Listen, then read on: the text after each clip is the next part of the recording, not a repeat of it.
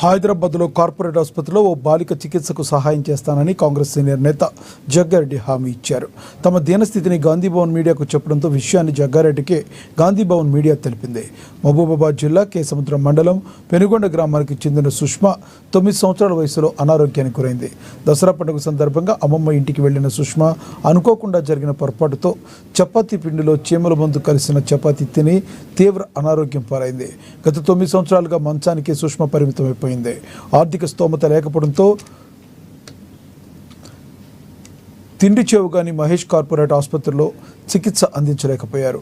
విషయం తెలుసుకున్న జగ్గారెడ్డి తండ్రి మహేష్ను పిలిపించి నేనున్నానంటూ భరోసానిచ్చారు.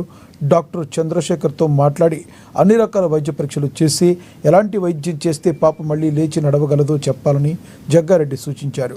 సర్జరీ లాంటి చికిత్స అవసరమైతే తాను మరికొంత ఆర్థిక సాయం చేయడమే కాకుండా సీఎం రేవంత్ రెడ్డితో మాట్లాడి పూర్తి వైద్య ఖర్చులు ప్రభుత్వం భరించేలా చూస్తానని హామీ ఇచ్చారు. జగ్గారెడ్డి 3 లక్షల ఆర్థిక సహాయం చేస్తూ సుష్మా ఆరోగ్యానికి తమ వంతుగా ఆర్థిక సహాయం చేయాలని కోరారు. ఆర్థిక సహాయం చేయాలనుకునే వారు తండ్రి మహేష్ని సంప్రదించాలని కోరారు.